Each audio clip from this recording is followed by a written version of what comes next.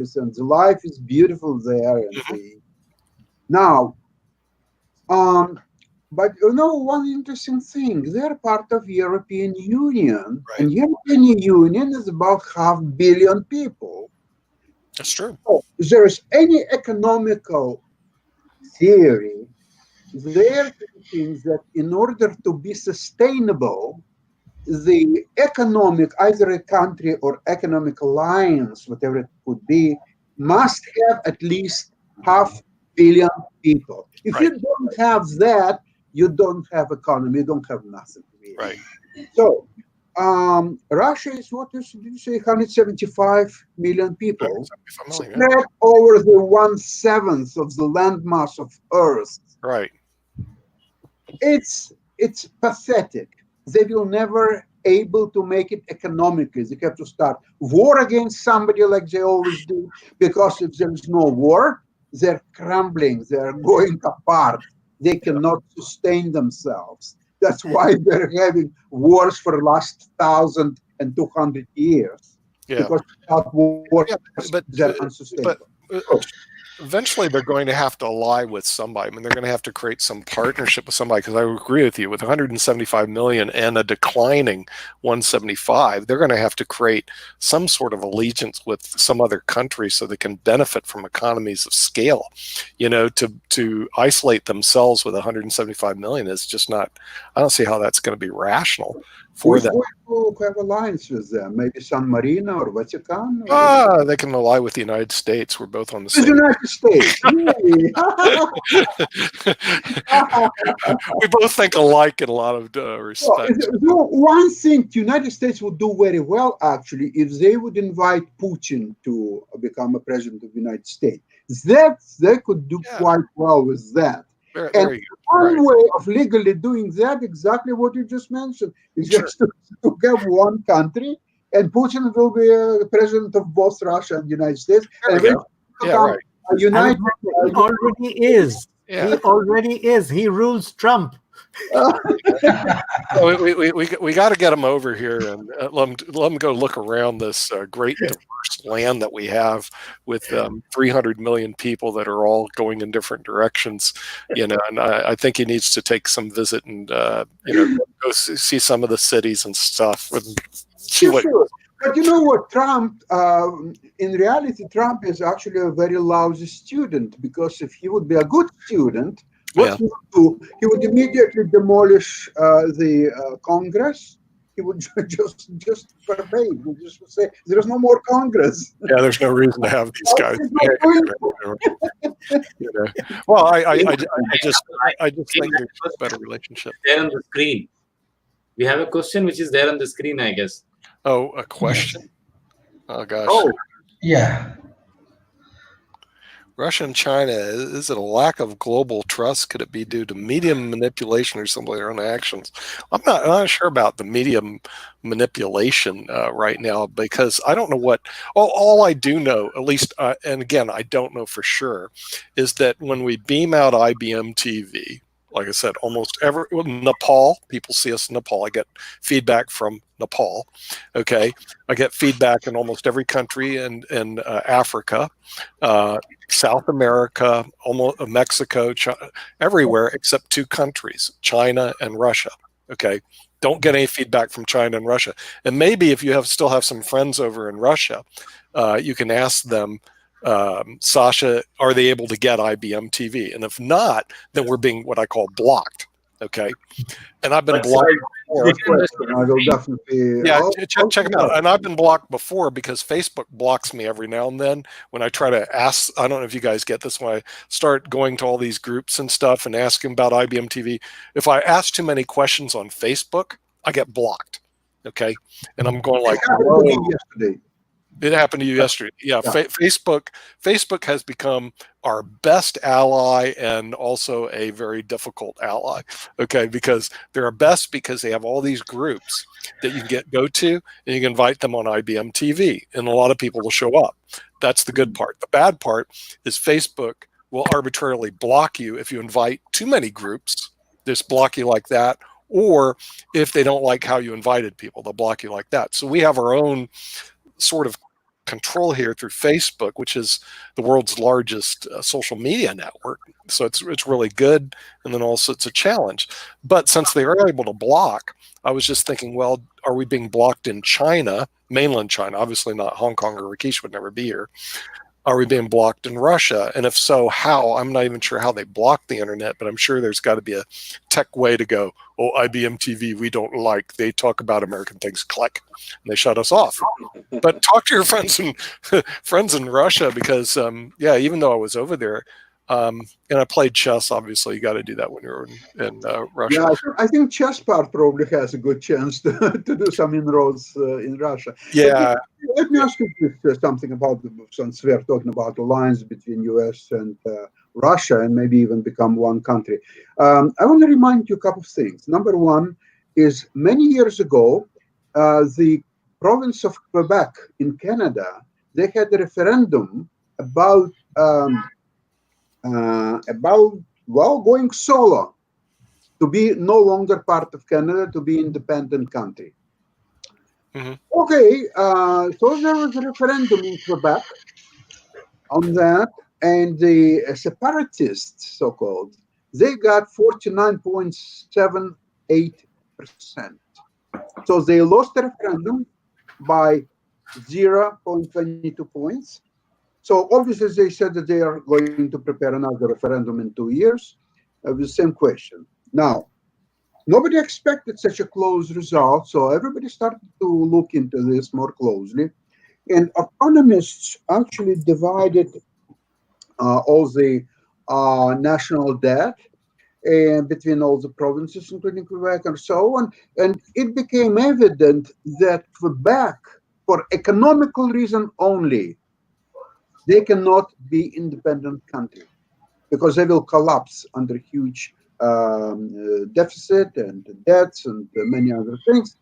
And no more referendum ever being held on the separation. Although they have obviously different language, they have different culture, different way of life, I would say. Yeah, more European in some ways. And so that issue was dropped dead. Now, another situation happened when Czechoslovakia, they made a referendum to split into two states, Czech Republic and Slovakia. Now, mind you, it's a very small country. They speak almost the same language. They have almost the same culture. Now, Czech is a little bit more Western influenced culture, and Slovakia more Eastern influence. Still, it was the same country for so many years. Now, they're both doing relatively well. Czech Republic is doing very well, and that was expected. But Slovakia is doing quite well too. So that worked out. Now, when two countries would unite instead of dividing, so as you propose, United States and Russia, okay, everything is possible in this world, and even this is possible. But now, what are the grounds for making it the same country? What are the economic, cultural, historical, just name it, political, name it at least one reason why it would be beneficial to both countries, and what one country and then another one will gain out of it. Let's see what US would gain out of the becoming one country with Russia. Well, first of all, we actually supported them. We were allies in this thing called World War II, in case you didn't know. And we sent a bunch of people over there to fight on their grounds through Archangel. This is years ago. The other thing is they do have good art. They do have scientists like we do. In other words, and we did some joint ventures with them, like on the space shuttle. And one thing about Russia, they have a large amount of engineers. They're heavy into engineering. I mean, the thing is, engineering and math, and those are really big topics over them. So I think there's a lot of commonality, common ground that we could use. Our chess players are not near as good as they are over there, but we're working on that, as you notice. because what we do is we recruit our chess players internationally. So we have several of the best players in the world because they come from all over the world. So I think there's a lot of common ground that could actually take place between the U.S. and Russia, and frankly, almost with every country, as long as you seek common ground. See, if you seek to be antagonistic, guess what you're going to find is antagonism. If you seek common ground, you're going to find common ground. I mean, it's just the natural way of life. For me personally, I don't care who built the buildings over there, but I will tell you the artwork was great at the Hermitage. The food wasn't that great, except the desserts were good. The city is absolutely gorgeous, and I'm talking about St. Petersburg, Russia.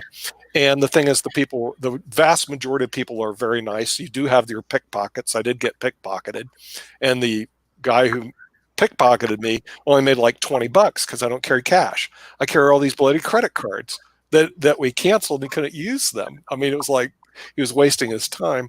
But you always have that element no matter where you go. So I think there's a lot of opportunities if people are willing to look for opportunities. It's just like our relationship with India.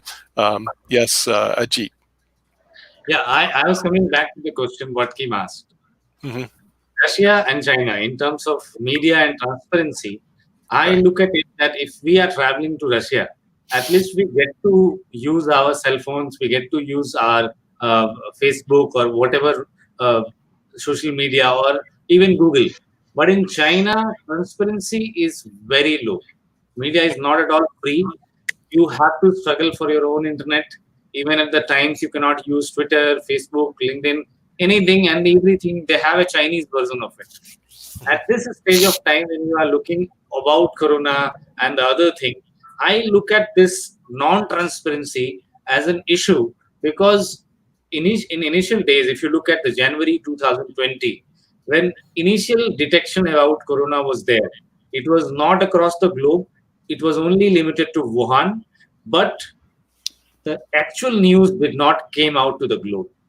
They managed to press it, and when people who were infected, they traveled across the globe, then it reaches the globe. So right now, if I see the world has learned something from this non-transparency of media issue, tomorrow a country like Russia, I am including North Korea also because it's also in the same pattern. Would be very difficult for a company like China to survive if they would not allow a very basic standard of world utilization, transparency, what they are doing with the natural resources, what they are doing, what kind of R&D they are doing on the human and the body and the DNA and the virus. So Mm-hmm. this sort of very basic information need to come out into the global media. It should not be pressed by the government and its politics.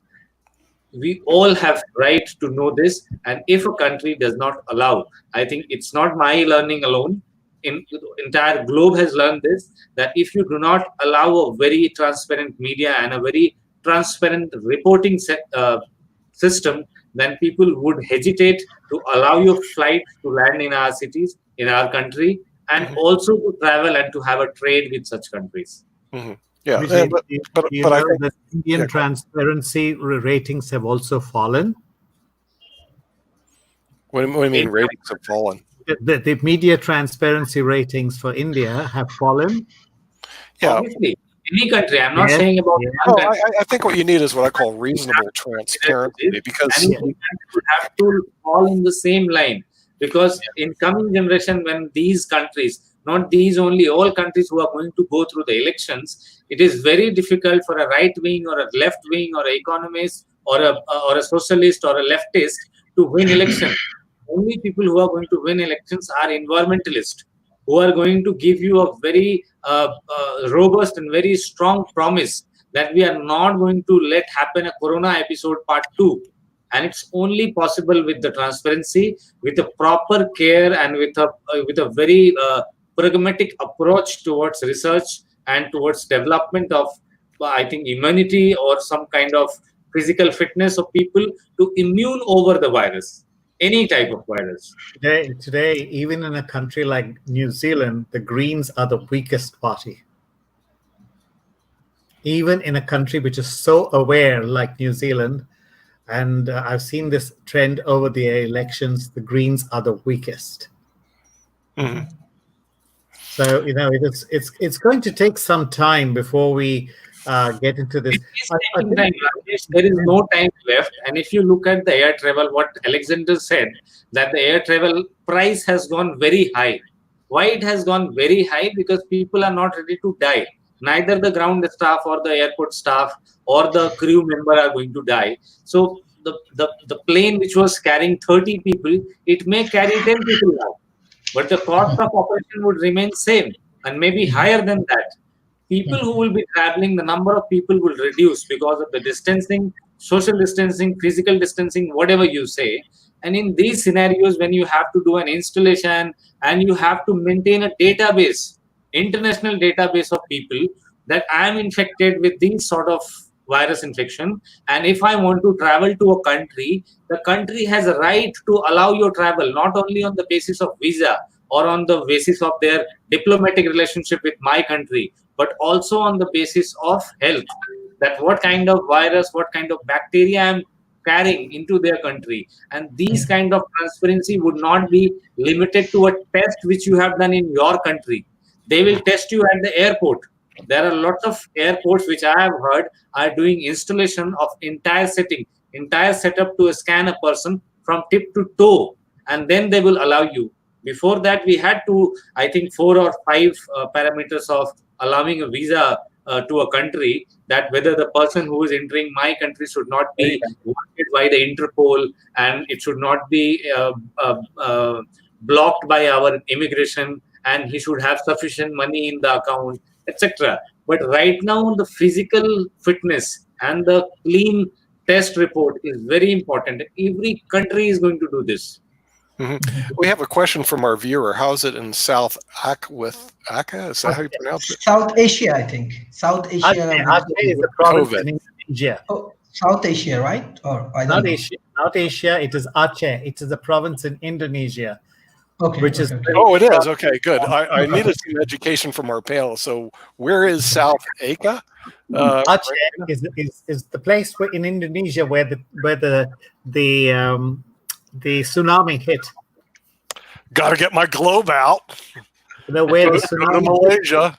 Okay, The- you're our Malaysia expert. What was the question, but Okay, Rana, you're the Malaysia expert, so you're gonna have to get Okay. that. But basically, first thing first, I just want to introduce some of the things, because this discussion is very interesting. But some of the people representing China, some of the people representing India, even from Russia and the USA, we get a very combine of things. First thing first, I just want to give you this answer. Actually, for Indonesia, I think they're trying their level best. But what we are talking about, this transparency, information, so a lot of media issue, everything is important. Even though for Indonesia, I think that they need to collaborate. But like example, they can even collaborate with Taiwan, they can collaborate with even Vietnam, even Malaysia. They are trying to do so. Even most importantly, from China, actually China, they are helping this kind of country. In Malaysia, they're helping a lot. That is the fact for controlling this COVID-19 with their expert, even though they have a commitment for vaccine. Second things, so this kind of country, because Indonesia have a lot of peoples, so as they have a lot of peoples, controlling these things is difficult. Second thing, actually economy is important, because example how actually USA people thinks, like Indonesian people or Indonesian family, they cannot continue their business in same way. Even how Malaysia they can operate, Indonesia also cannot operate in the same way. But there are some interesting things, like example media, these that very thing, everything is important. But my question is that, like, lot of thing happening around the world, right? Lot of information, lot of research, lot of guideline, actually where people get the genuine informations. Now people actually have a lot of, with the help of social media, even every time, from government, parliament member, even from journalist, from even, I'm very want to give you information, but like a researcher, everybody is actually confused what's going on around the world. So media is important. I just want to finish. Just media is Sure. important, but issue is that we need to be reliable media. We need reliable information. Even this is the expectation from IBM TV, from my side. Like Right. we need a reliable information, and which is helpful for human being. And most importantly, like example, when a economy actually grow, I'm actually very interested about economy and this kind of thing. Let's say USA now, that heavily depend on their vaccination and this kind of things from India, like even chloroquines and these things. Even what I know that Pune, they are producing vaccine with the collaboration of Oxford University. Mhm. Even China, they're doing a lot of research, this that. Even if we look professionally, like when this kind of exclusive research happen, like example, it's under non-disclosure agreement, maybe it will not go public. Okay, this is the reality we have to understand professionally. So what we can do, our government playing a very important role, every government. And if they want to share their information which is valid and which is helpful, we should. But definitely we need some sort of even guideline for media. Now I do not know, even many people do not know what's going on around the world. Rana, So nobody knows what's going on. okay, yes, Nobody knows what's going on.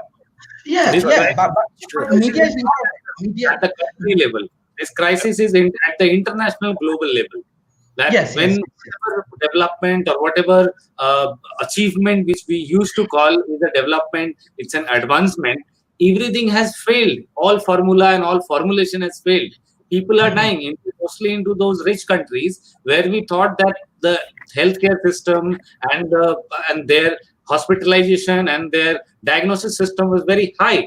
So when such kind of very established factor they fail, then we have the journey inward, and we have to really think about where we went wrong.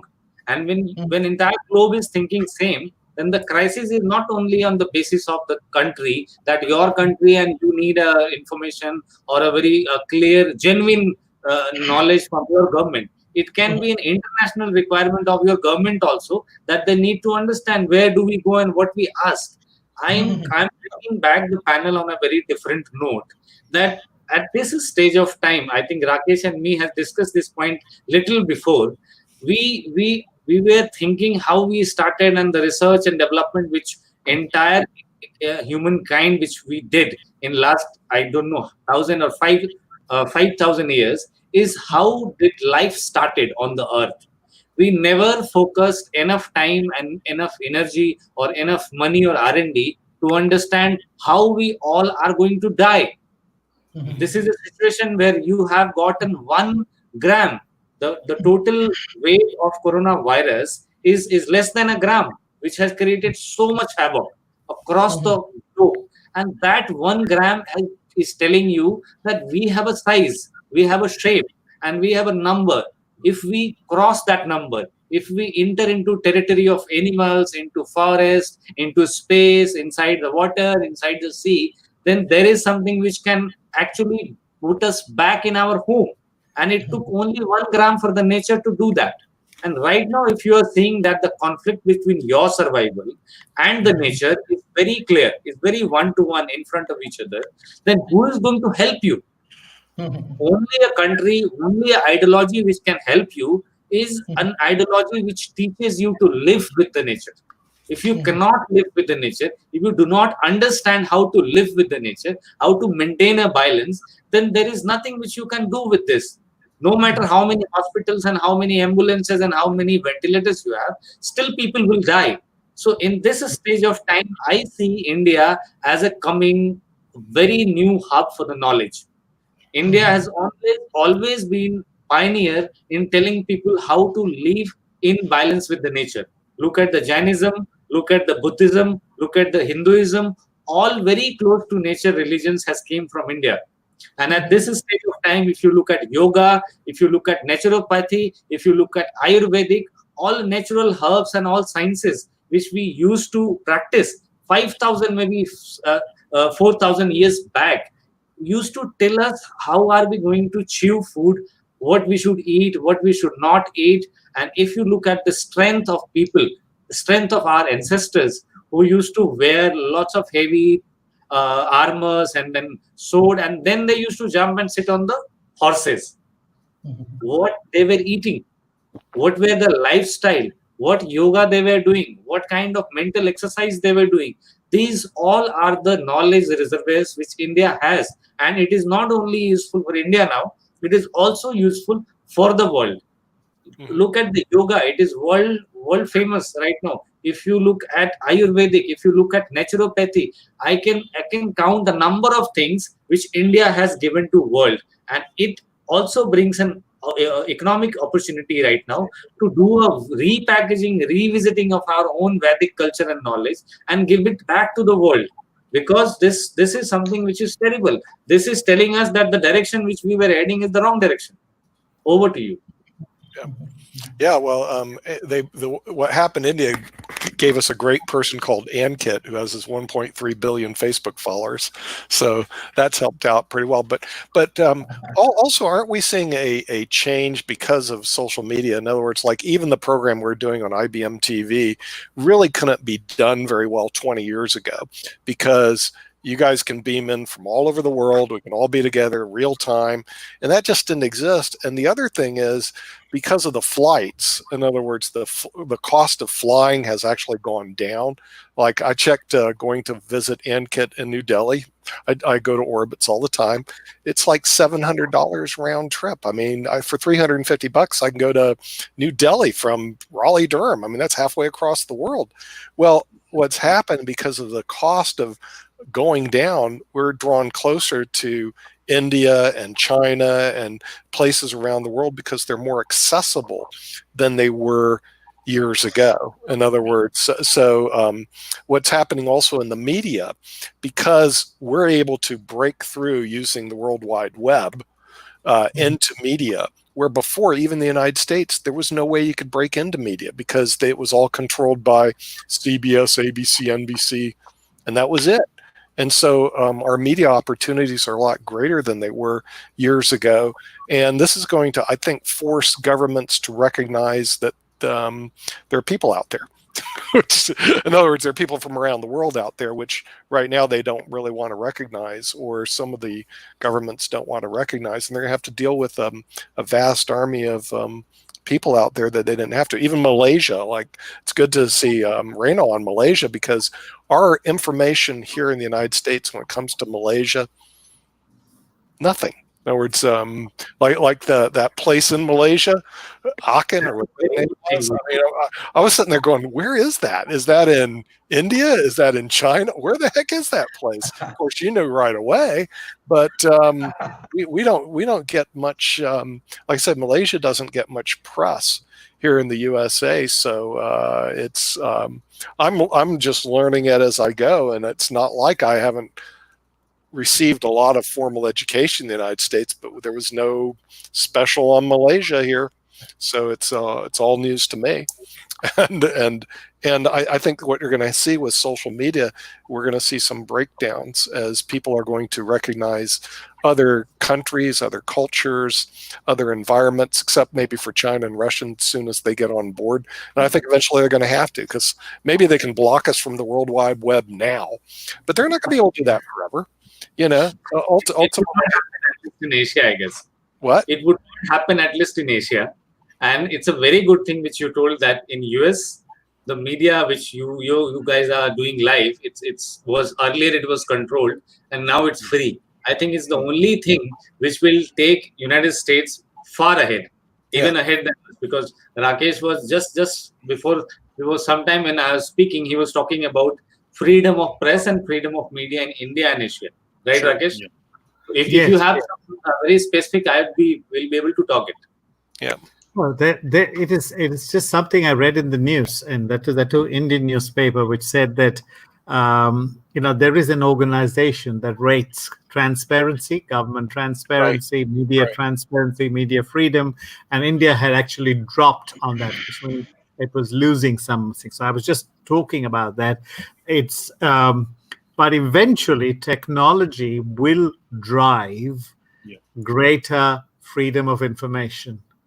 And even in the most controlled countries on earth, there are VPNs and things like that. People find a way to find out.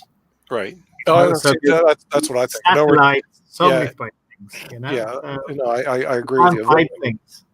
Nick, Eventually, they're Nick going to break and through. Ankit are the live example with us on the panel Yeah. of a free press and free media. Whatever they wish to do a live, and whenever they want to relay and broadcast something, they can do that. But coming back to Rakesh, I have one concern regarding these international organizations who do a global ranking. I'm including WHO also into that, because WHO, what was the role of WHO? It was World Health Organization. It was their role to warn us before the COVID-19 virus spread from China to the world.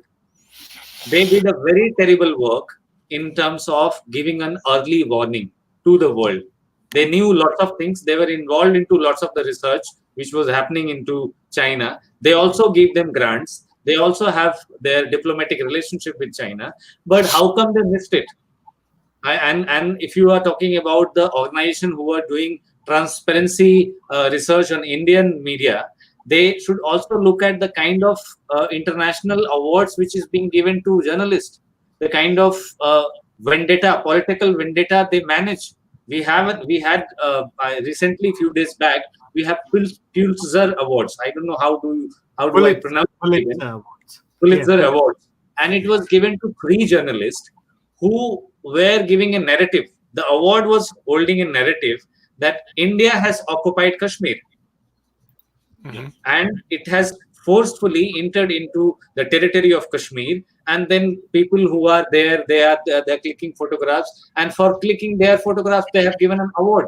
So, what kind of narrative they are trying to set is not neutral.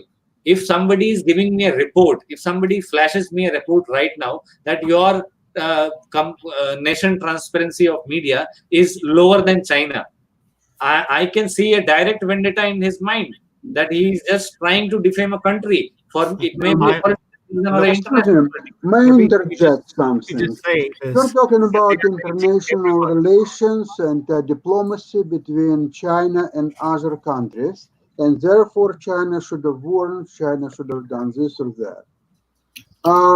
In 1930s, before Second World War, there were diplomatic relationships between Germany and England and France and Austria and Russia and United States and just name it. Did it help to avert Second World War? Didn't help anybody in Second World War. Absolutely not. So consider this fact. China is now awash with cash, trillions of dollars in its coffers, no debts. They have access to the latest technology in the world, the most advanced engineering and technology, and they're just a little bit getting sick and tired of being taught by other countries, including the United States, of what to do and how to do and so on. And they just don't feel that they have to oblige and say, oh, yeah, sorry, okay, we'll do this, we'll do that. It was like that 20 years ago and 30 years ago and 50 years ago and 75 years ago. No more. Just forget that. It will never come back. Today, China is self-reliant. It's very powerful economically from militaristic point of view. And, nobody's crazy enough to start a serious war against China. That will not happen. And if no wars, then China is not feared of anybody in this universe, period.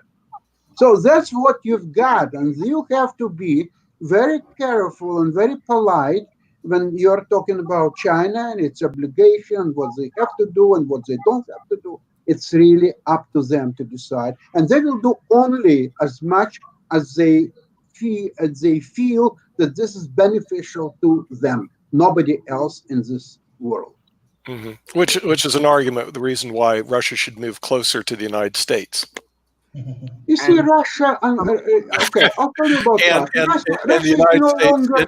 United States, India, and Russia should be good friends because there's this big economy growing called China. The United Uh, States. well, Definitely, look, we have very good United relations States with both. economy is self-sustaining really Yeah, well. but we've Even really without shrunk. Canada and Mexico, but especially in this NAFTA part, United States is doing really well. Now, Canada may not be that well satisfied, and Canada is looking for new Canada gets along with alliances. everybody. But They think, Canada is a small potato. Nobody really cares what they would right? like I to do. agree. We know all It's that. got a lot of land, no people. I Nick, I mean, want to you know, tell you But I in think something all ways, very it's interesting. a weird country. There is a we very should look like interesting that we should live like good neighbors.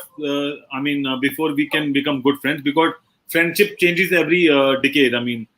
According to the economic situations, according to the world dynamic change. I think post COVID also there is a dynamic change in the world economics, and how we behave and how we deal with other countries, and that's how we have new friends every time. Yeah, but I it's think if we have good neighbors, I think that would make much more sense than talking about the global economy, because with your neighbor you can talk about a lot of things, and then that adds value to your global economy. What do you think, but Abhijeet? don't forget about one thing. Exactly, we Ankit, have Ankit, about Unfortunately, we neighbor. had good Let me relationship tell with you something else. United You have States to and worry about yourself first. And your neighbor has to worry about himself first. So if yeah, both but neighbors it's are easier. worrying about themselves and doing well, it means both neighbors are doing well. Yeah, but So it's easier to become don't think that neighbors. one If I neighbor think about myself, I don't think will about my neighbor. go to save another neighbor. No. He will save himself. And then his neighbor also has to save himself. And then both neighbors are doing very well and they're saving themselves. That's not the case in India.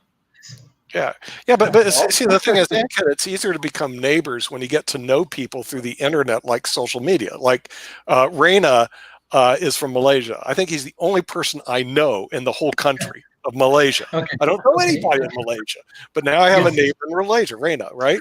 Okay. So, Rana, how many people do you know in the United States? Tell me. Yes, actually, I told you from 2009, from my undergraduate times.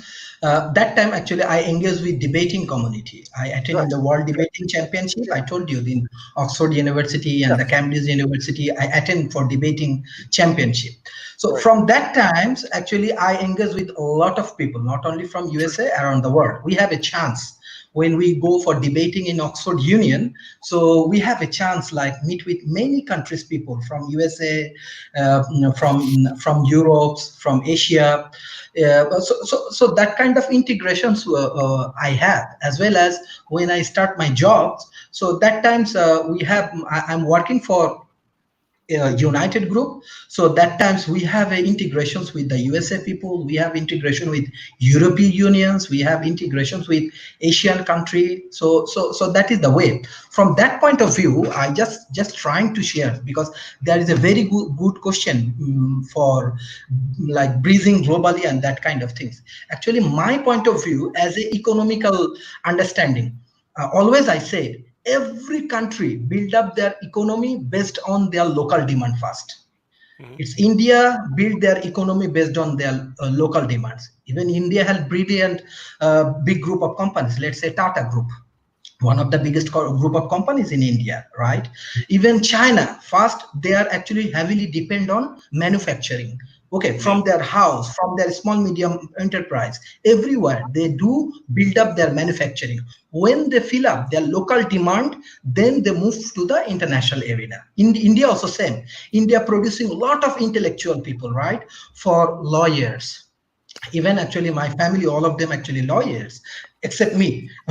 Okay, like India produced a doctor, India produced engineers. Now they are playing a leading role in Silicon Valley, in hospitals, and in different countries, even in Malaysia, right?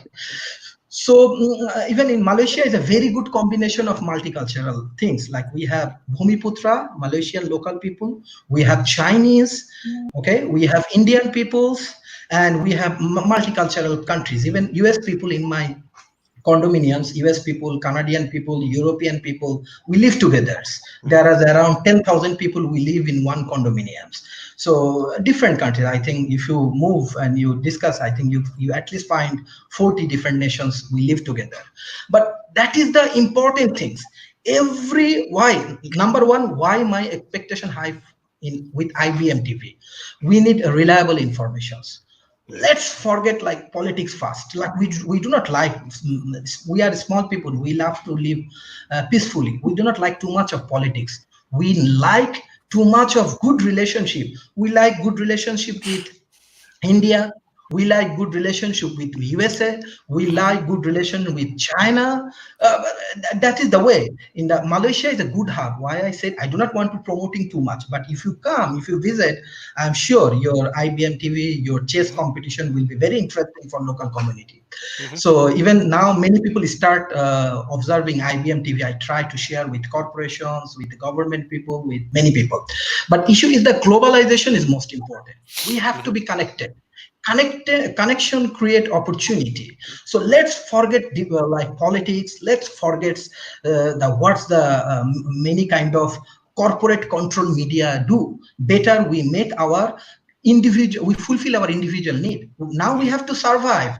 Now we have to save my people. Now we have to save my community. So this is not high time who is doing bad, who doing good, who is control information, who is manipulating information. Yes, we will learn. Definitely we will recognize these things. But for the earnest request, those who are best scientists, we need to collaborate. Those who are best doctor, we need to collaborate. Those who are good corporation for social contribution, we need to collaborate. Even those who are good lawyers for our security and corporation, we need to collaborate. Okay, by this ecosystem, we can save many people. Believe me, if we just focus on this media hawks, this, that, we cannot. We need better thing. Rana, And I have globalization. a small question from you. Yes. I have a small question from you. You are saying that we as a people, we are not interested into politics. We just want Yes. to have good relationships. But Yes. people who are going to do front end for you into an international relationship or into a diplomatic relationships, they are usually controlled by politicians. And what you are talking with me or what I am talking with Nick, it cannot affect the relationship between my country and his country because it is being taken and is holded by the leadership, which is political, and by the diplomats, which are also controlled by the politicians. So my suggestion, which is there to you for the inclusion, is Okay. to you and me together, everybody. You can just talk to me, I can talk to you, we can talk and we can make an alliance, but we cannot ask our country to sign and get into a bilateral agreement until and unless we ask to do and we elect a government which is going to do that so for you. So the Okay. agenda which you need to set here, and not only here but on the all platforms, is to Yes. choose a government. And in many countries you cannot even choose a government because there is no democracy, there is no voting. So what you are saying is practically impossible to No, no, no. Please, execute on the ground. I just want to some practice. I want to add because Can I ask you I'm one thing, Abhijeet? Do you think there's no voting in China? No, okay. there are I have voting, no but idea what what they goes do, on in if they China. are selecting one party and which is free to do whatever they want to do, what is the point of voting? I don't know who is voting in China for How having familiar this. are you with the political system in China? I'm aware about the political system, but it is not as transparent, as participative as other countries. And what is your opinion about the collegium, the electoral collegium in the United States?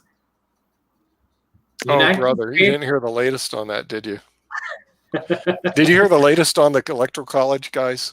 Okay, please, I think you'll love it. right Okay, person to tell about it. here's the argument. See, lawyers always make money because people fight, and then what they do is they pay us. Okay, and when they start paying us to fight, then they stop Yes. fighting because they're realizing I'm making all the money, and that's the realities of law practice. Okay, we got to interject ourselves. Who has a dispute? Yes. I don't care. I'm here to help you fight.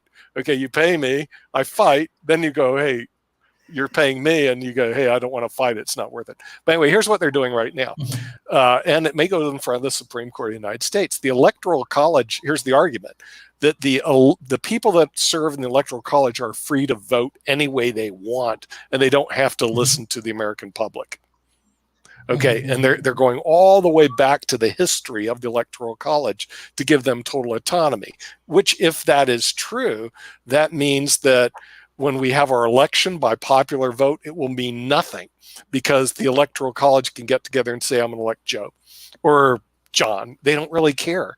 So it goes in front of the Supreme Court someday because a couple of the electoral people in the Electoral College in Colorado decide not to vote for, I think, Clinton back then. And then they were fined by the state of Colorado, and they say, hey, look, we can vote any way we want. So it's working its way through our legal system, which will be pretty interesting. Yes, we know India is the world's largest democracy, and China's the world's largest. We don't know what they are. And I agree with Abhijeet, that the real problem at the end of the day, and this is the real problem, everything goes to the politicians to make the decision. Otherwise, we would have this COVID-19 solved by medical doctors and not a bunch of politicians. And this has always griped me because even here in this country, it's not like we brought in front of the American public the medical doctors and the virologists and the pathologists to sit and discuss it with you. Instead, poof, they said, now we're going to take control of it. Here's Mike Pence, our vice president. The guy has no background in this at all, and he's in charge. And so this is a problem that's universal, because all of a sudden it's a lot like we know that Sasha is a chess player. Okay, he's a good chess player. Not a great one like me. Not a great one like me, but he's a good chess player. Okay, but you given us an update about the collegial system, Nick. Sorry. You've given us an update about the collegial system, but you did not given your opinion. How do you like it? What actually has happened? Well, you want my opinion? Yeah, I want your opinion. Okay, realize if you want my opinion, hey, Ankit, send him a retainer, and I'll give him my opinion. I mean, that's how I work, Abhijeet. I'm sorry, you want my opinion, you got to pay for it. Okay, but let's go to Sasha. If he's got a chess match going on, and your choice is to bring Magnus Carlsen, or you can bring Mike Pence to handle the chess program. Who are you going to bring to play chess? For obvious reason, Mike Pence. Of course. He's not Magnus Carlsen. I mean, you know what? I want to tell you one thing. Even you know what? If you would give me a choice, Donald Trump instead of Pence, it would have been definitely Donald Trump. Because you see, in every aspect, whatever you are doing, to have a humor, to have aspect of fun is very important. Carlson is no fun. He's dry. He's okay, so he'll play a game or two here and there. But somebody like Trump or even Pence, they are entertainers. I understand that, but I'm telling you, the top virologists in the world, or the top nephrologists, who I don't even know who they are, but no one in the panel knows who the top virologists and pathologists are in the world. We don't know who even they are, but I guarantee you they're not fun people. Okay, most of the people that are top in their field are really weird. Okay, and so the thing is, I'm just the way it is. Okay, so is Carlson. So okay, but those are the people you need to bring to the table for that particular problem. Okay, Magnus Carlsen. You want Magnus Carlsen to lead the chess charge. You want this weird pathologist that no one sees, who has a medical doctor. He's an MD, PhD, who sits somewhere in Oxford, probably in some hut, who's one of the most miserable people you'll ever meet in your life. Okay, seriously, but knows everything about virology and pathology. I mean, seriously, and knows even what the solutions are or could be, and can actually tell you what. And the real problem is, Alexander, they're not going to mince words.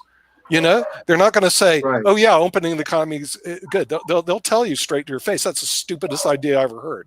Like Bill Gates used to say. You know who else doesn't mince words? Yeah, Garry Kasparov.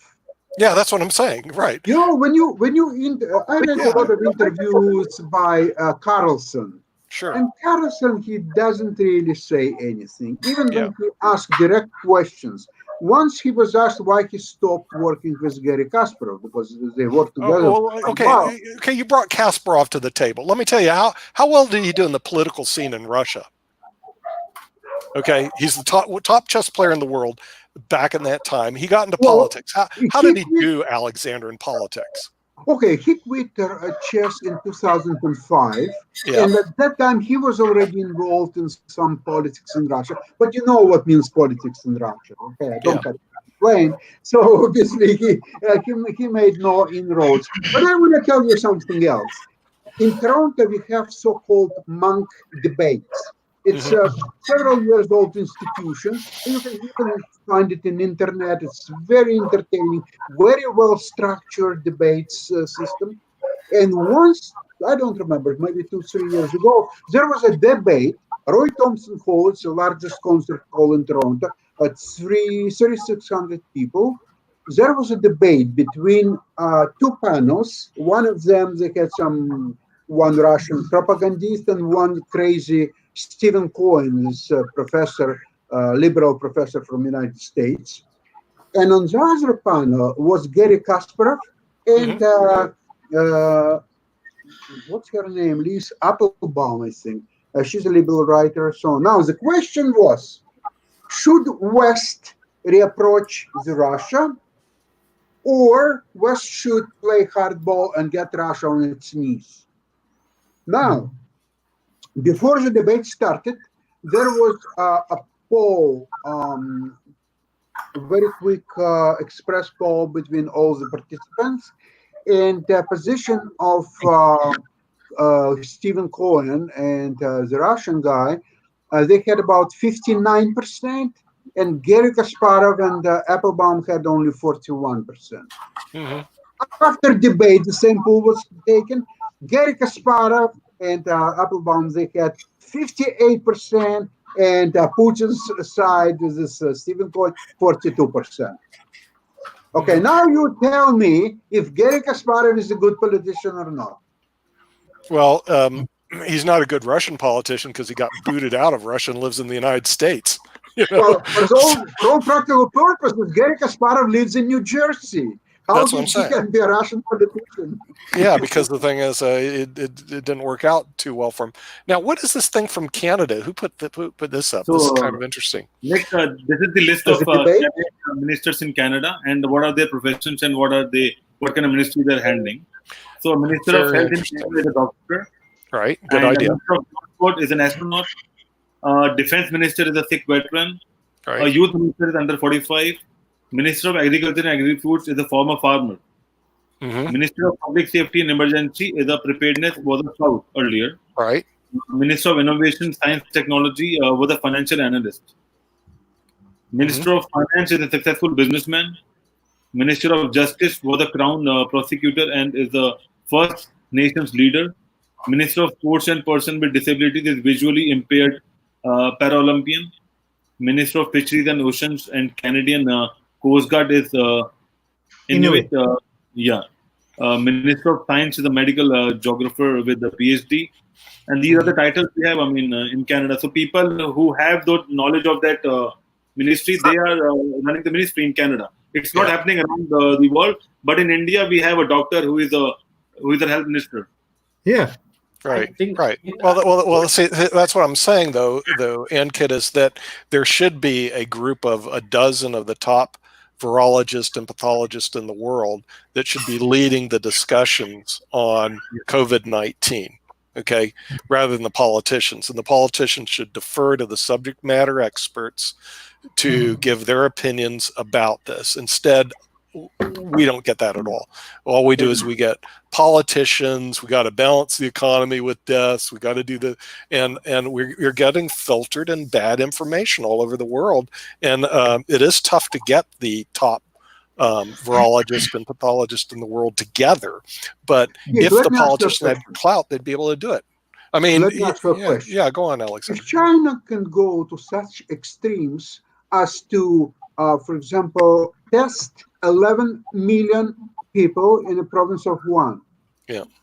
What other countries can do something like this? Nobody in the world. Nobody can do that. Even technologically speaking, it's impossible. And never mind the will to say to 11 million people, you're going to be tested the next 24 hours, stay home, we will come to you, and so on. And it's not a referendum. There's no debate whether it's feasible, whether it should be done or not should be done. They make a decision, done deal. Okay, nobody can do that. Right. So if China can do that to 11 million people, And for all practical purposes, I don't see why they can do it to 1 billion people for a practical purpose. They can do that just as well. Sure. It will take maybe a little bit longer, but they can do that. So why China then need cooperation with anybody in this world? Give me an example. Why? What's the benefits for China to do that? Export. China depends on export. And import. And They like to import our technology. They import our technology, they develop it, and then they export the goods. You know, and China the thing has is, everything. They have all technology available. They have all the manufacturing available to them. They have $1.5 billion people. They have trillions of dollars. They have the gold as the largest gold resources in the world. Why do they need to cooperate with anybody in this world? I just don't get it at all. I just don't get it. They don't have oil. Look, no, I'd like people to convince me. I want people to convince me that I'm wrong, that I don't understand anything. I want people to convince me, but I'm not getting anywhere. People are telling me China is horrible, China is this and that. Okay, just tell me, explain to me something. Alexander, no oil. They can't run their stupid cars because they don't have oil. Not my problem. If you think about it, okay, you're in the middle of a bloody desert in the worst place an important factor anymore. What? Oil is not such an important factor anymore. No, it isn't anymore, but for years it had been. So the thing is, they went around the world trying to acquire natural resources that they don't have. Yes. You know? I mean, they don't have oil. You could make the argument the U.S. I mean, frankly, we have a lot of stuff here. So why are we bothering with the rest of the world? I mean, in some respects, you can say we don't have to because we have oil, we have gas, we have food, we have housing, we have. So here comes Donald Trump. That's his policy. Donald Trump doesn't need anybody. He wants to be United States. For years, we haven't recognized the rest of the world. I mean, like I said, Malaysia just came on the map to me because Rana showed up. Otherwise, I wouldn't even know where the bloody thing was. You know? I had to travel all the way to Malaysia to find out where it is. I had to travel there. Okay, one thing I just want to add, because there is a leaderships and the expert, this type of question come, and politics also come. Yeah. Just I want to give example of Malaysia. Before this pandemic, I think few weeks ago, Malaysian government changed because of it's a huge. I didn't know it changed. Yeah, like Rana, we get nothing on Malaysia. So when you said, "Hey, just few days ago. Yeah, okay. Just few days ago, before this pandemic, Malaysian government changed. Dr. Mahathir Mohamad is a very respectable man. I respect politicians, but suddenly government change, new government come. Then this pandemic start, and they have to do this lockdown. Okay, just few weeks, maybe 1-2 weeks. But how? It's a question. Maybe you can ask me how in this political turmoil they control this. COVID-19 and this thing very well. Okay. Issue is that I can give you one man example you can search on he is actually DG, Deputy General for Health. His name is Dr. Noor Hashim Abdullah. Dr. Noor Hashim Abdullah. He's a professional man. Okay. So Prime Minister come. So Tan Sri Muhyiddin, he's a very respectable man, and I think he's a dynamic politician. He gave all of the responsibility to the professional people. He is the head of healthcare. Okay, Dr. Abdullah, he's a professional man. He's the head of healthcare, and we politicians give you all of the backup. You take decision. He do all of the controls like healthcare, medicines, everything. Every decisions come from Dr. Abdullah. Okay, he's a professional man. He's not a politician. Okay, so when he took over, like after this political turmoils, a professional people take the responsibility of his state. You can check from here, like 4-year kids to old people. Everybody respect about Dr. Abdullah, and perhaps he's a top 3-4 doctors around the world. Nobody maybe know about Dr. Abdullah. So that is the question answer for politics. Like example, if you focus too much of politicians, You may lose your control, you may lose your positions. So better do work with the professional people who is expert. If I face any problem with the law, we have to focus on lawyers. If it's a time for doctor, researcher, give opportunity to doctor and researchers. If there is a situation for industrialist and the job employment, give opportunity to entrepreneurs. So yes, politics is very important, but in some point in a crisis moment you have to rely on professional people. And about this kind of lot of contract and agreement, I do work with Germany, with and Russia for nuclear power plant. I do work with China for solar projects. I do India, even I do work, so I have some knowledge how these things happens. When feasibilities come, real things must need to be input, even it's a non-disclosure agreement. So it's not only emotion, we have to be professional. When situation comes, we have to be very professional. So right. that is the way of success of Malaysia. I just want to That's say the problem. But Is there you is guys one thing, have a good job of there's it. one more. Discussing. I think Nicole said the right thing, that we have oil, we have this, and we have entire necessity which United States require.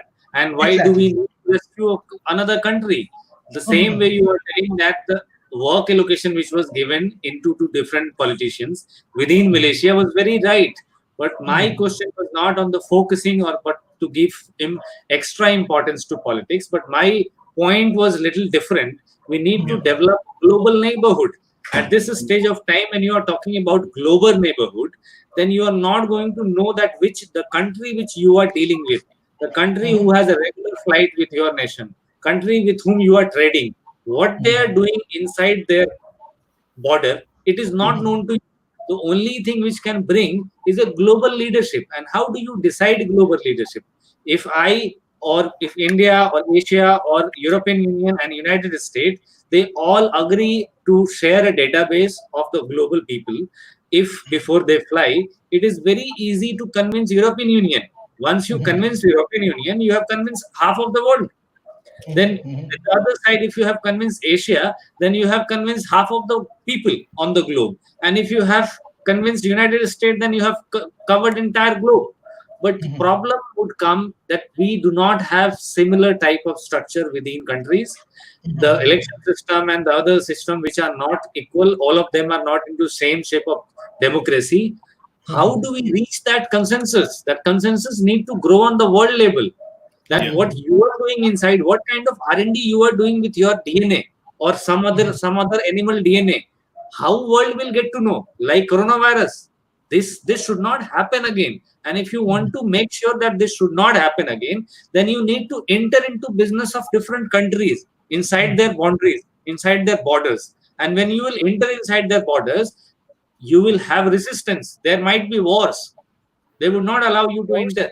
There is no international organization who are allowed beyond the diplomatic willingness. And that to meet that willingness, we will have to create a consensus, and countries who are not agreeing to consensus, what would happen to them? As a cluster, we will have to say no to them. Don't trade with us, no flight with us, no relationship, no diplomatic relationship with us, if you are not giving transparency to media, research, natural resources, etc., to the globe. Yeah, Mhm. Alexander wished to add something. But Alexander, I think, Okay, yeah, what I will say will be extremely controversial. I will not gain new friends, especially here no, in you're IBN from, TV, from Russia. but I will do it. I will Right. do it anyway. However, before I will do it, I want to tell you a well-known story about greatest American chess player and perhaps all world chess player, Robert James Fischer. Bobby. Many years ago, before he became actually world champion, he was already playing at world championship level. His strengths were incredible. And one popular magazine, I think Yugoslavian or even American chess magazine, Sport Illustrated, I forgot, somebody asked him about who he believed, but he was not world champion officially yet. So they ask him a question: who does he think is the strongest player in the world? Robert Fisher replied something like that: "It's so great to be modest, but I'm not going to hide the truth from the chess world. by far the strongest chess player in the world, it's me, Bobby James Fischer. That was his answer. Now, it's so nice. It's so nice to talk about transparency, about the friendship, about cooperation between all countries in the world. Never happened in the history of the civilization that everybody was cooperating with everybody, everybody is in love, and these people are helping that people. That never, ever happened. Why are you here dreaming about something what never happened? There is no proof that it can ever happen, and it's not going that way by all practical purposes. It's not there, and it's not going to be there. And furthermore, everybody likes to talk about that, but nobody really wants it because everybody cares about, first of all, himself, his family, his friends, Yeah. his town, his country. And only there, they look around, who else is there? Oh, they're still alive. Oh my God. Come on, get real. Let's not talk nonsense here, please. But there is one more thing, Abhijeet, what said that if we create a global consensus and we leave out those countries, but you know that we have a lot of bilateral trade as well going around. So suppose we have a trade with a country, suppose, I mean, I can say any country, any neighboring country, they are not a part of the global consensus. Should we stop trade doing with them? Because they will be our neighbors. We can have new friends, but we can't choose our neighbors, and that's why you can't block it. I mean, in fact, if you know about what's happening with India and Pakistan and China and all other countries, but we are doing some kind of trade. If not with the government route, but we are privately, people are working and talking together and doing a lot of trades. So it's difficult to consensus and to plan things. But obviously, there should be a united body which will monitor everything and which will take a decision as a uniform committee. You know what happened in WHO today? Taiwan, Taiwan become an observer now. China wanted to block Taiwan, but Taiwan become an observer now as a separate country, and there are a lot of people supporting Taiwan. It never happened because you know what I mean, Taiwan and about Taiwan and China. So it's difficult because we have a lot of close bilateral relationship with Russia, with China, with a lot of countries. And if Russia will say that I don't want to be a part of that global consensus, we can't say no to Russia because it's all about friendship. And also, I mean, suppose if we say no as well, but I know Sasha, I will still deal with Sasha. I mean, if our countries are not talking to each other, and we have a global platform, we are on internet right now, so I have a lot of ways to contact and coordinate with Russia. And likewise, you know that a lot of Pakistani people are also working in India. They live in India, they work in India, they come to India. But it's not the case in if you talk about formally between governments. So, I mean, I think Sasha and there is I would say I'm in between Abhijeet's views and Sasha views that we have to come to a between picture and we have to think what we can do to create a global citizenship and how we can create transparency among our countries. That is more important. For that, we have to take some steps. There should be some guidelines. There should be something because that is what we are not doing, and we are not sharing the best practices. That's why it's all about the dollar note. Everyone wants to earn the dollar, and that is what we are doing right now. So we need to come up with a lot of practices and a lot of that if it is saying that there is nothing wrong with this, let me remind you, then people will slowly agree to this. Everyone has profit and loss at this stage of time. Economy, your work, your business, country, everyone is at loss. And if we would not develop a resistance to stop the repetition of such incidences, then I don't know how do we place this. I'm not saying that one country should get into affair with another country and they should involve into the internal affair, but at least more power to organization like WHO who can give you an early warning. This is very much required. True. No, I completely agree. Not playing the role which they need to play. So as United Nations, and I think we can talk about other organizations as well. But that is why because there is a politics in that organization as well. I don't know how they decide and who will run the office and things like that. But there is an internal politics going around, and you know that there are a lot of business words which we use it while doing the businesses, and I'm not sure what's going on because before the office, there are a lot of things going around.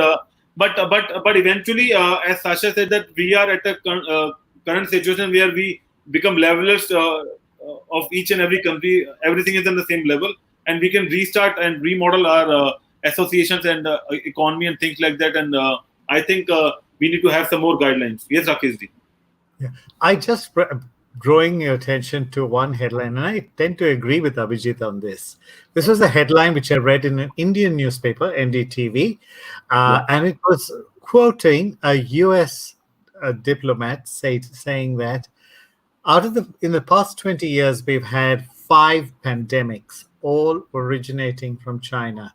This has to stop. I'm just quoting. This is not my opinion. Yeah. This has to stop. So, in that point, I would certainly say, we do need to look at what Abhijeet is saying quite seriously, because these global bodies need to be empowered to work for humanity. That is absolutely spot on.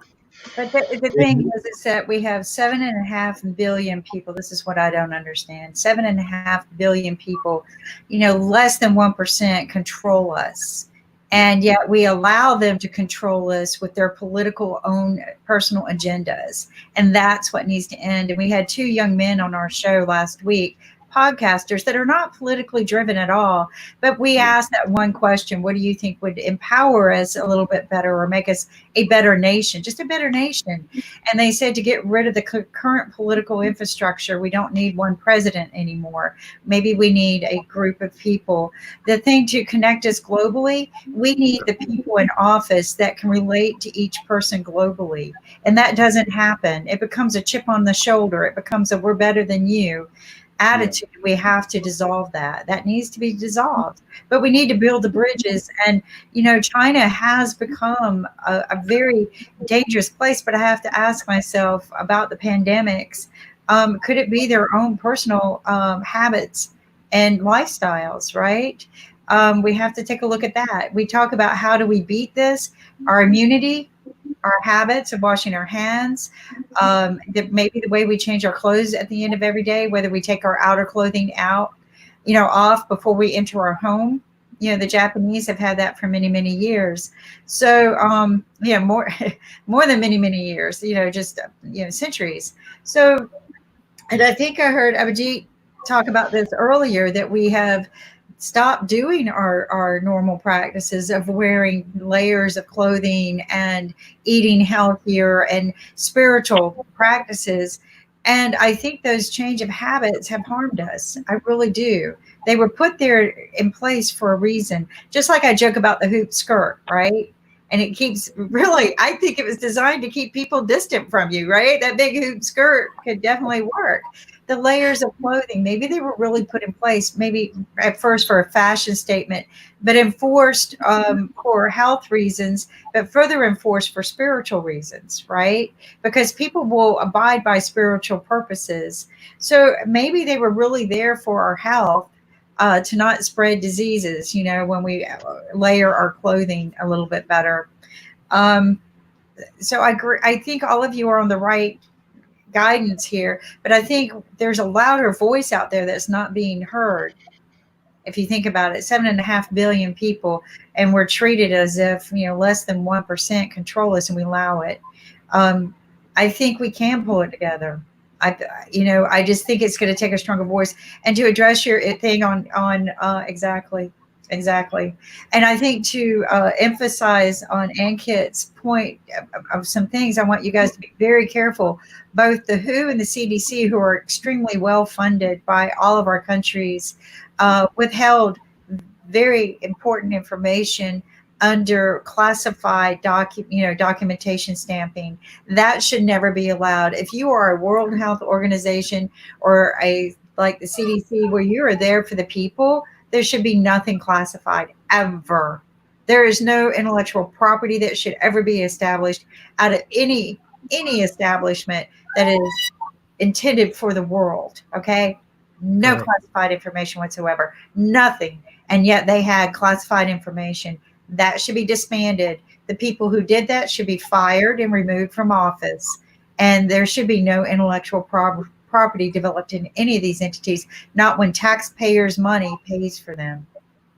So I'm going to get off my soapbox, but you guys are heading down the exact conversation that needs to be happening as a global means, but none of the leaders want this to happen. Okay, that's divide and conquer, divide and conquer, and you have to ask yourself, what do the leaders really want to gain by this? It amazes me how certain leaders become best friends, or are they really best friends, right?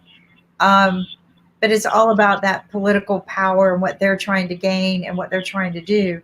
And I just think we, as a group of people, we're going to have to establish something that pulls it together, right?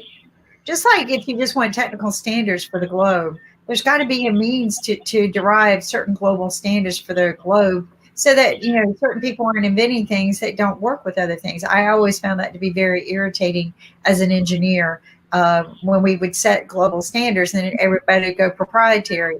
I'm like, why are you going proprietary when we need to work together? Oh, well, because everybody, like Apple, everybody will just buy an Apple. No, that's not the way anything should be done. Many years ago, we had laws in our country that prevented companies from becoming monopolies. These laws were strongly enforced, but those laws have slowly dissipated. Okay, where's Nick when I need him? Dissipated over the years because of money and politics. So where they would not allow one particular utility company to encompass a whole state, so that you could have small individual utility companies, and utility meaning not just power but telephone as well, right? And water. So that it wouldn't monopolize, and you can kind of mandate and control how much they charge you and how much they charge the public. Well, over the years, they just ignored the laws that have existed, and they allowed certain companies to buy out other companies and become one. Like all of our power in North Carolina now comes from one power company. It should have never happened. The utility companies, like the phone companies, they're allowing them to monopolize the market. So they're allowing one to eventually own all in certain states. In the United States, for many, many years, one phone company could never, ever encompass a whole state, ever. And that's slowly starting to be allowed to happen. And the only reason why that's being allowed to happen is certain politicians are either becoming board members of certain companies, and they're allowing the mergers. And I watched this happen in my own state. I tried to fight it along with other people, but they were just too big, too much money, and too powerful. So again, and then the people complain, well, why is this happening to me? Well, because you didn't stand up and speak. And that's the biggest problem right there. 7.5 billion people don't care enough to stand up and speak about the problem. They would rather sit down and whine and complain about, we don't have, it costs too much. So there's your problem. That's where it lies. And we're the middle. We're the ones who say, why not? Why can't we work as a globe? Why can't we work together? Why can't we build together and build standards together? And that's because, as Nick and I started out this conversation today, which I didn't intend it to go this way, is it's the top 1% who controls it all. And we got to change that. And I think Rakesh mentioned something at one time. The middle class was actually the driving force of the United States. We, the middle class, own the majority of the assets. That no longer exists. And what China has been doing over the past 30 years, while we've been lazy, greedy, whining, and complaining, and I'm not talking about we here, but the 7.5 billion people, they've been buying up everything. And, as we know, they don't care about their people. They don't care about their people. And the data shows it, because all of the pandemics and the diseases have been coming out of their country, which means what? Their health control systems. Absolutely, they're wrong. Also, I think a lot of the diseases and viruses are manipulated, man-manipulated. And I think that they allow their labs to do these things. I think there are a lot of labs over there that develop all the man-made viruses that we're having to fight. And I think that they just get lazy with it, or maybe they want to spread it. I don't know. Maybe these are test beds. But as we've witnessed, each time it gets worse. And this locked down the whole world. And you know what? This should be waking us up, not making us argue at a leadership level. But what I don't understand, and it's really making me sick on a daily basis, is we have data to support how we can get past this. and we're not using it. Hong Kong is a good footprint. I don't care what anyone says. They're making it happen. Unfortunately, other countries, it spread too fast, so we have to contain it, right? So do the necessary steps to contain it and get it under control.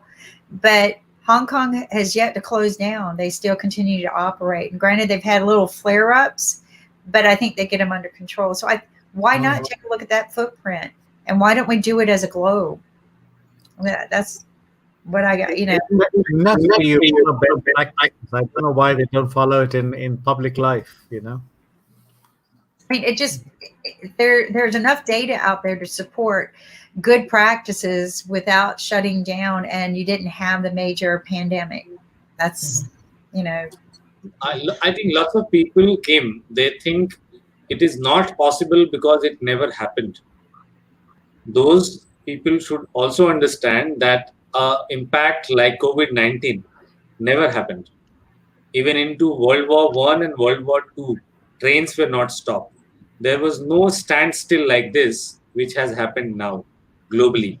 So if something which not happened or never happened, if we believe cannot happen in future also, it's a wrong thought process to follow. And not as Indian only, but from one side of globe, entire globe is thinking about the same thing, that what if it happens again? It's not possible to lose such people again and again. After, I think Rakesh said, in last 10 years, China has given 4 or 5 pandemics. This is what he read in the newspaper. If it is going to happen again and again, how are we going to stop it? And if we are not giving strength, we are not compromising with our own interest, then it is going to happen again. Somebody would do some R&D and it will go out of the hand, and then we all as a globe will pay price for this, which we never did. My country was not at a fault. We were not doing any research at Wuhan. Right. So why are people dying in our country? I have right to stop things at my border. And these rights I cannot exercise with fight or breaking diplomatic relationship. A global body would have to come and tell each country that you have to fall in this line. If you are not falling in this line, the better you become self-dependent. Do not trade, do not have flight, do anything which can give a harm, which you can transport from your place to their place. This would come very soon. And the grace and the anger which is being created after this COVID-19 is also going to hit back to China. So what they have done, I don't know, it's a strategy, it was a conspiracy or what, but if they have done it with any wrong intent, then they are going to pay for it. I agree. I think it's about the knowledge that we're going to have about what happened, why, but the intent. At the end of the day, I think it's going to be driven from the intent. I don't know that we'll ever know the truth about this particular pandemic. I think there has been a lot of cover up, and a lot of our answers have been removed. And we'll just have to pursue on. Again, I think you had said this earlier. It's at this point we need to say, how do we prevent or take measures for the future pandemics? Not even prevent them. I don't think we are. And one of the doctors last week said that they're just going to come because the earth has changed. And this might not be, it might be man-made, but if it's not, it's just going to become part of what the earth offers us. And we have to learn to live with it. But I think we need to learn to live with each other. Now, I want to tell you guys, it was because of our global meetings, like hearing Sasha talk, hearing Willie talk, hearing Rakesh talk, that I was able to close down 2 weeks early, which I think helped protect my family, because my son had just moved to New York and I was very concerned about him. I convinced him to shut himself down 2 weeks to 3, before New York even closed down. I begged him not to ride the train systems and things like that. And he listened to me, and I think that might have hopefully have saved him. But and we know that this is more, we always said that it was more aimed at the elderly, but I think our data has been very, very wrong on that. I think that the young people are infected in a different way. I think that's the whole thing. I think that they're showing children they've given it a different name, but coming up with a weird virus in their faces. Kawasaki. Yeah, Kawasaki, which is pretty scary as a parent. I think that it's because we're wearing masks. That is something that we're not accustomed to, but there's not enough data to support it. What data does support is, and this is what I look at, what were you doing before the situation and what are you doing now? What are the two different factors that you have to isolate what's happening? And the only thing I see different right now is we are wearing masks. We are doing a lot of gel. And who's to say that the kids aren't putting that gel into their faces, right? Children do this all day, right? That's just unfortunately a habit we can't prevent. Kids are doing this. Kids are, and all that gel that we're probably making them, teaching them put on their hands might be infecting them or uninfecting them. They don't have the right viruses in their body.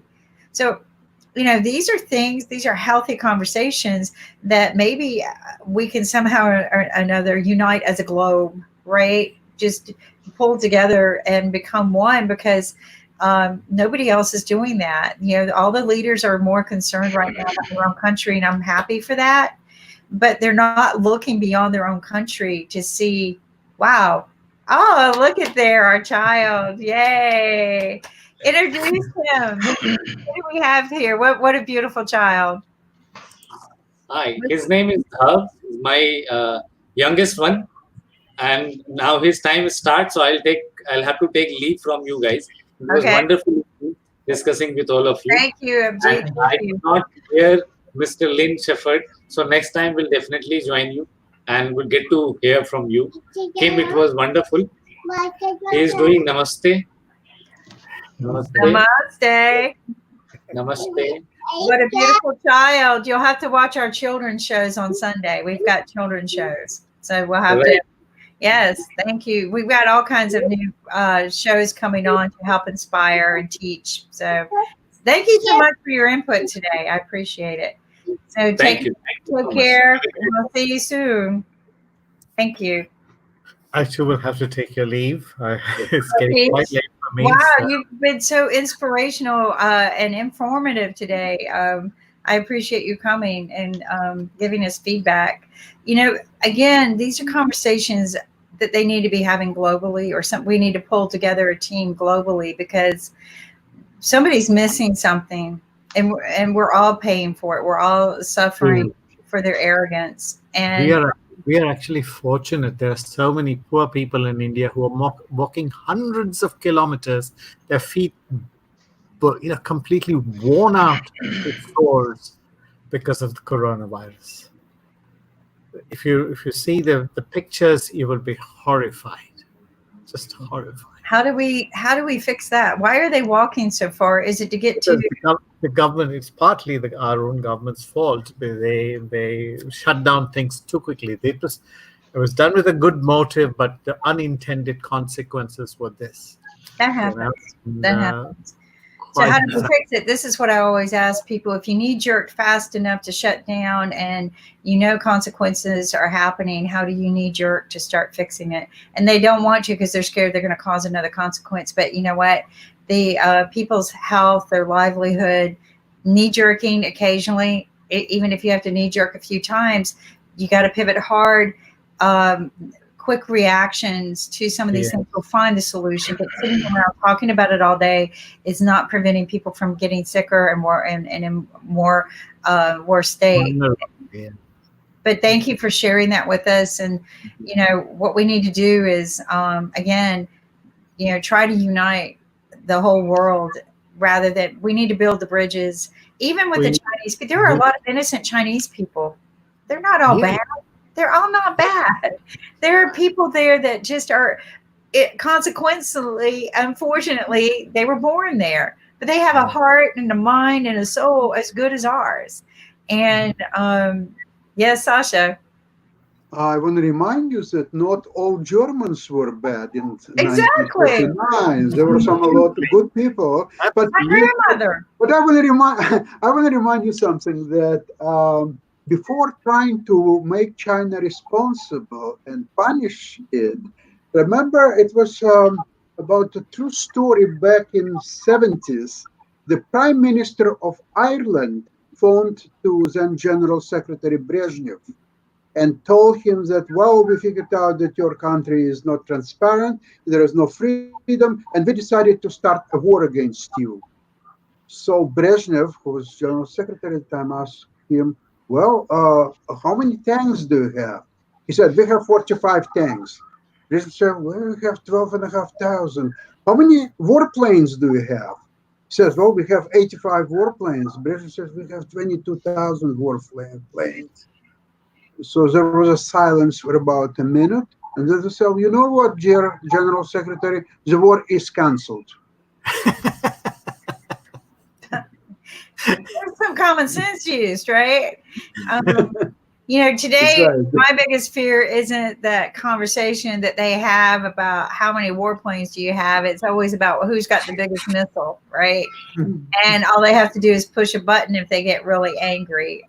So, like in the movie Dead Zone, which I have a tendency of comparing that president in that movie to our current president today. Have you ever seen the movie Dead Zone? It is just like, right now I perceive him as a big coward because he'll sit there and tell everybody, oh, testing's overrated, and he's getting tested every day. Oh, this is overrated. Yeah, go ahead, Ed. Lynn needs to leave at 1, so I think we'll. Oh, take sorry. Lynn. Yeah, Lynn, and welcome. Yeah, let's talk. Thank you. Let's talk about some common sense. All right, CEPS, not SENS, common sense. And let's save money shopping at the dollar store. That's right. Yeah, I do have a hard stop here in 3 minutes. So let's. But Kim, you do this much better than I do anyway. You pull this stuff up and you talk about the products. But we are donating to Money Masters, which owns IBM.TV. We love the mission of financial education for young people. So please go to the IBM.TV website, click on the green button, shop at the store. Basically, you will learn how you can save money. You can buy products cheaper, and